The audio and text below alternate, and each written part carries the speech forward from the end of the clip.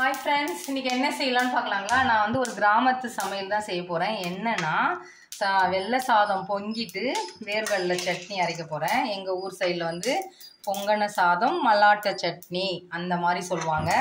இது வந்து எங்கள் ஊரில் எங்கள் நிலத்தில் விளைஞ்ச வேர்கடலை இந்த மாதிரி தான் ரெட்டாக இருக்கும். இது வந்து எண்ணெய்க்காக நிறைய யூஸ் பண்ணுவாங்க. நாங்கள் வந்து எங்களுக்கு சட்னிக்கு இது மாதிரி எல்லாம் யூஸ் பண்ணுவோம்.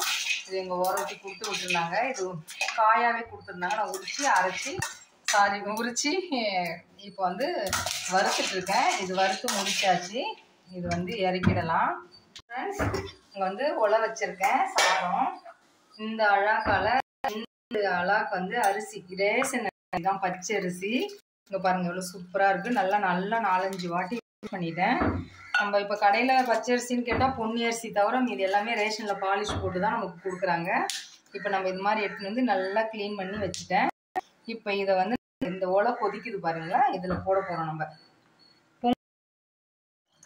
இந்த தண்ணி வடிகட்டிடுங்க. உங்களுக்கு மெஷர்மெண்ட் வேணும்னா 1க்கு 3 அப்படிங்க. இப்போ அரிசி நம்ம போட்டு கொதிக்கிட்டோம். அதில் ஓலை கொதிக்க போடுங்க. அப்போ தான் நமக்கு கோவில்லாம் பொங்கல்லாம் வச்சிங்களா, அதே மெத்தடு தான் இது. இது எனக்கு ரொம்ப பிரியாணி டேஸ்ட் எனக்கு அவ்வளோ பிடிக்கும் எனக்கு இந்த சாதம்.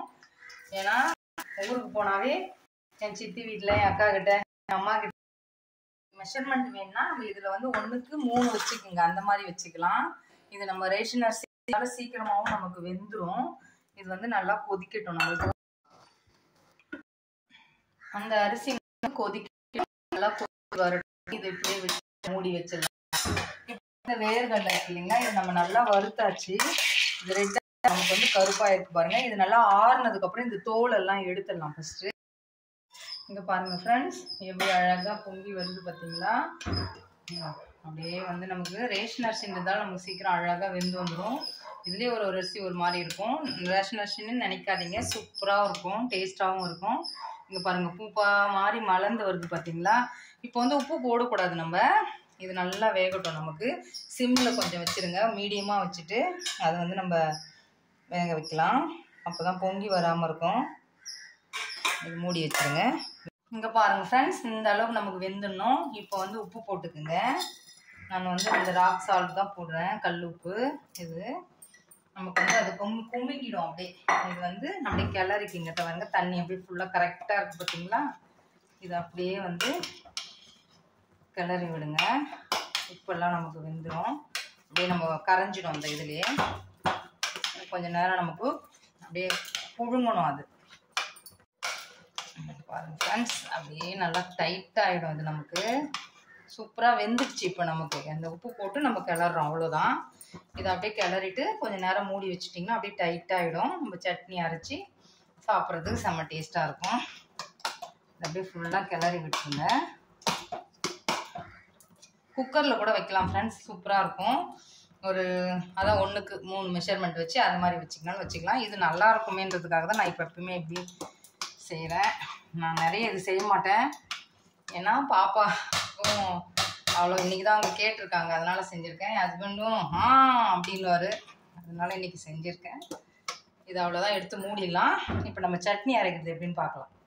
இங்கே பாருங்கள், தோல் வருது பார்த்தீங்களா. இன்னும் கொஞ்சம் ஆறணும். இந்த தோல் ஃபுல்லாக எடுத்து நம்ம புடைச்சிடலாம். புடைச்சிட்டு இங்கே பாருங்கள் ஃப்ரெண்ட்ஸ், இப்படி எல்லாம் 1-2 தோல் இருக்கும், பரவாயில்ல. அது அப்படி இருந்தால் ஒன்றும் பிரச்சனை இல்லை. எடுத்துக்கோங்க. உங்களுக்கு எவ்வளோ வேர்கடலை தேவையோ அந்த மாதிரி எடுத்துங்க. நல்லா சத்தம் கேட்கும். சத்தம் கேட்குதான் செம்மையாக இருக்கும், டேஸ்ட்டாக இருக்கும். நம்ம ஹோம்மேடு இல்லைங்களா, செம்மையாக இருக்கும். இது வந்து இந்த ஒரு கப்பு போட்டுக்கோங்க. ஒரு 5 பொருள் தான் நம்ம இந்த சட்னி அரைக்கிறதுக்கு தேவை. செம்ம டேஸ்ட்டாக இருக்கும். இதுக்கு வேர்கடலை தான் மெயின். கொஞ்சம் வேர்கடலை நிறையவே போட்டுக்கோங்க. சட்னி மீந்தாலும் பரவாயில்ல, நல்லாயிருக்கும். கொஞ்சமாக தேங்காய், ஒரு புடி அளவுக்கு தேங்காய் போட்டுங்க. நல்லா பச்சை தேங்காய் தான் எடுத்துக்கோங்க. அதுக்கப்புறம் காஞ்ச மிளகா, உங்கள் காரத்துக்கு ஏற்ற மாதிரி காஞ்ச மிளகா போட்டுக்கோங்க. காரம் கம்மியாக சாப்பிட்றது இருந்தால் கம்மியாக போட்டுங்க, அதிகமாக சாப்பிட்றது இருந்தால் அதிகமாக போட்டுக்கோங்க. நம்ம சாதத்துலேயும் உப்பு போட்டிருக்கோம், இதுலேயும் உப்பு போட்டுக்கிறோம், கொஞ்சமாக போட்டுக்கோங்க. அதே மாதிரி புளி, ஒரு நெல்லிக்காய் சைஸ் புளி எடுத்து நான் லைட்டாக தண்ணியில் ஊற வச்சுருக்கேன், ஒரு 10 நிமிஷம். அதுவும் போட்டுங்க. இப்போ ஃபஸ்ட்டு இதை அரைச்சிட்டு அப்புறம் தண்ணி ஊற்றிக்க பாருங்கள் ஃப்ரெண்ட்ஸ். இந்த அளவுக்கு நல்லா வலுவலுன்னு அரைச்சிடுங்க. கொஞ்சம் நல்லாவே வலுவலுன்னு இருக்கட்டும். கொஞ்சம் தண்ணி ஊற்றிக்கங்க. ரொம்ப திக்காக வேணாம், ரொம்ப தண்ணியாக வேணாம். அப்போ தான் நல்லாயிருக்கும். இந்த பதம். இது 4-5 பொருள் தான் நம்ம போட்டது. அவ்வளோதான். செம்ம டேஸ்ட்டாக இருக்கும். அடுத்தது வந்து இதை தாளிப்பு கொடுக்கலாம். நம்ம கொஞ்சமாக எண்ணெய் போட்டு, இதுக்கு நான் ஏன் பூண்டு இஞ்சி எதுவுமே சேர்க்கலைன்னா, இப்படி பண்ணாதான் இது சூப்பராக இருக்கும். இது அதனுடைய டேஸ்ட் வந்து நம்ம மாறாமல் அந்த பாரம்பரியம் அப்போல்லாம் அதெல்லாம் அப்படியே போட மாட்டாங்க தெரியுங்களா, நம்ம கிராமத்தில். அப்படி செம்ம டேஸ்ட்டாக இருக்கும். எங்கள் ஊர் சைடு போனீங்கன்னா முக்கால்வாசி பேர் வீட்டில் இதுதான் இருக்கும் ஃப்ரெண்ட்ஸ். கருவேப்பிலை இருந்தால் பாருங்கள் பொரிஞ்சிடுச்சு. இதில் ஊற்றிடுங்க. அவ்வளோதான். நம்ம வேர்கடலை மல்லாட்டை சட்னி அப்படி சொல்லுவாங்க. வேர்கடலை சட்னி. சாதம் பாருங்கள், நல்லா ரேஷன் அரிசி சாதம் தான் இது. செம்மையாக இருக்குது பாருங்கள். இது வந்து இது கூட வந்து நாட்டுக்கோழி குழம்பு, கருணக்கிழங்கு வச்சு செய்வாங்க ஃப்ரெண்ட்ஸ். கருணக்கிழங்கு காரக்குழம்பு நான் ஒரு வாட்டி அதை வச்சு செஞ்சு காட்டுறேன். செம்மையாக இருக்கும். முருங்கைக்கீரை அதெல்லாம் சூப்பராக இருக்கும். அப்படி தொட்டு எனக்கு ரொம்ப எச்சி ஊறுதுங்க ஃப்ரெண்ட்ஸ். இப்படி பண்ணிவிட்டு இப்படி எடுத்து நல்லா தாராளமாக பெரட்டுங்க. பெரட்டிட்டு செம்ம டேஸ்ட்டாக இருக்குது ஃப்ரெண்ட்ஸ். கண்டிப்பாக ட்ரை பண்ணி பாருங்கள். எப்படி வந்து சொல்லுங்கள். லைக் பண்ணுங்கள், ஷேர் பண்ணுங்கள், சப்ஸ்கிரைப் பண்ணுங்கள். நெக்ஸ்ட் வீடியோவில் பார்க்கலாம். பாய்.